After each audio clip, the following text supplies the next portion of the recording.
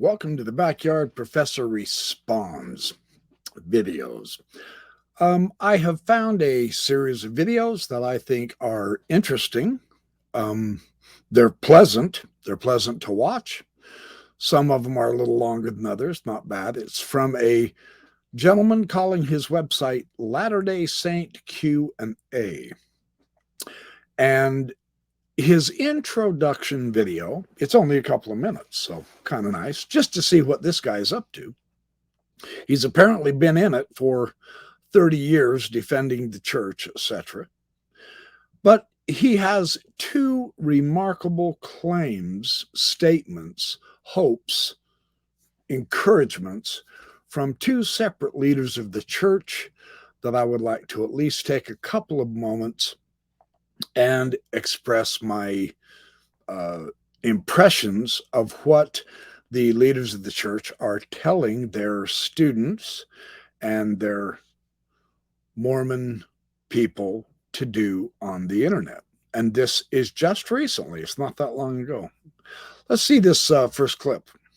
Also simultaneously producing videos addressing all of the evidences of the restoration. I have a passion for this. I've been doing working on the research on this for 30 plus years. Ever since my mission, I've had a real drive for this, and so it's great to be able to share some of these thoughts. One of the things that inspired me actually was at the Fair Mormon Conference last year. Elder Pearson of the 70 spoke, and he asked for help from members. To help, he said, to create and promote online content that effectively communicates what the church believes in clear, authentic, and engaging ways, especially on some of the most prevalent search topics. He says, access to understandable answers to critical questions and concerns and help correct misunderstandings about the church and remove stumbling blocks to faith. It can also level the playing field. Now, I want to pause it at this point to take a look at what Elder Pearson said to the Fair Mormon Conference, and this was in 2018. The content is hopefully going to be created of what the church believes in clear, authentic, and engaging ways. Now, we don't see this from any of the leaders of the church on the internet. They do little snippets and stuff on TikTok and on Twitter, but we don't see them engaging like FAIR does in producing this kind of information, clear, authentic, and engaging information that effectively communicates what the church believes in. So are the leaders in a way admitting that they don't have an effective communication way to teach their doctrines on the internet, and so they need the members' help? That's kind of interesting. Can't the leaders help correct misunderstanding about the church and remove stumbling blocks to faith through dialogue? Now, this is what is so important, because I'm not under the impression that the church leaders even feel the necessity of dialoguing with the world as witnesses to the restoration in their faith on the internet. And yet it is vastly more effective communication tool than any general conference they've ever put out there. So this is an interesting idea. They want the members to help be effective with information when it doesn't appear to me, and I'm willing to be corrected if I'm wrong, but it just doesn't appear to me like they themselves are doing this also. Let's take a look at this second idea that I thought was quite remarkable. Is the ultimate infallible truth of all. Our testimonies aren't dependent on evidence. We still need that spiritual confidence. He said, my testimony to you tonight is that the gospel is infallibly true, and that a variety of infallible proofs supporting that assertion will continue to come until Jesus descends as the ultimate infallible truth of all. Our testimonies aren't dependent on evidence. We still need that spiritual confirmation in the heart, but not to seek for and not to acknowledge intellectual, documentable support for our belief when it is available is to needlessly limit an otherwise incomparably strong theological position. We ought to be more assertive than we sometimes. He said, my testimony to you tonight is that the gospel is infallibly, it is available, is to... Sorry, that was my blip. Dr. Holland is surprising me here I can't help but think he knows better than to say what he says here. My response is, there is nothing infallibly true. And there is certainly not a variety of infallible proofs supporting that assertions or any of the assertions of the Church of Jesus Christ of Latter-day Saints. I simply cannot comprehend a grown man speaking with this obviously false language. Nothing is infallible, especially in Mormonism. And yet here we are finding one of the Quorum of the 12 talking about infallible proofs. Seriously, this is ridiculous. Jeffrey Holland knows better than this. Yet this is a beautiful demonstration that there are still members of the church who will accept this kind of sincerely false teaching. I'm not seeking to denigrate here. I'm simply calling the ace of spades the black ace of spades. This is false information. There are no such things. And yet people will get on the internet and continue to repeat this and take it to heart and say, oh, okay, let's go look at Alma in the Book of Mormon and Nahum, and let's go look at the prophecies of Joseph Smith told in the D&C, and let's go check out the correct translation of the Book of Abraham from the papyri, none of which are infallible evidences, and every single one of them of which is destroying hundreds of thousands of testimonies because it's actually false knowledge. He says it is important that we do not acknowledge intellectual documentation support for our belief when it's available. We don't need to needlessly limit our incomparably strong theological position. The fact is, your incomparably strong theological position, I don't think that statement can hold up to investigation. In fact, it hasn't.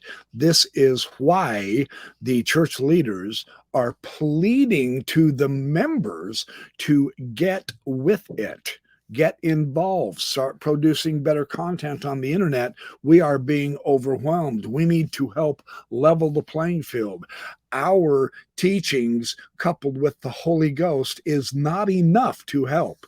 You need to get involved as well, because we have failed. We are incapable of doing so. And then they assert information like this. So there is a serious problematic aspect of the way the church leaders are going about dealing with the theology for one thing, the history for another.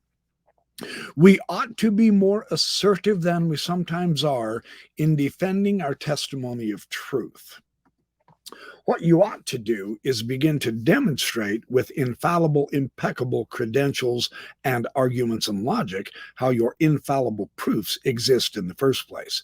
I know of no religion on the planet that has infallible proofs. It is astonishing to me that this particular intellectual information is coming from an apostle, and he does know better. So the game, perhaps they're trying to bolster their image. Perhaps they're trying to let the saints know, look, we are in such a strong position. You can have faith to go out there and bear your testimonies, etc. But who in Mormonism doesn't recognize that the most powerful testimonies are supposed to be that of the church leaders? They're the ones that ought to be making all the YouTube videos like all the rest of us are doing and having an actual dialogue. These guys aren't dialoguing. They aren't at all. They're letting the apologists dialogue. And the apologists, unfortunately for them, are failing miserably. I have watched several of the videos of the Latter-day Saint Q&A, and sincerely, the evidences, the infallible proofs, are certainly not in his videos, as I will demonstrate through several response videos of my own through time this year. The incontestably strong theological position of Mormonism, the Church of Jesus Christ of Latter-day Saints, which Elder Holland proclaims exists, certainly doesn't exist on the YouTube from either Fair or from Terrell Givens or from Blake Ostler or from this gentleman or from whoever else is producing LDS videos. I don't see a superior theological system at all when it's being compared and analyzed by people who actually do a deep dive into it, including myself. So there's a problem with the presentation of the encouragement from the leaders to the members.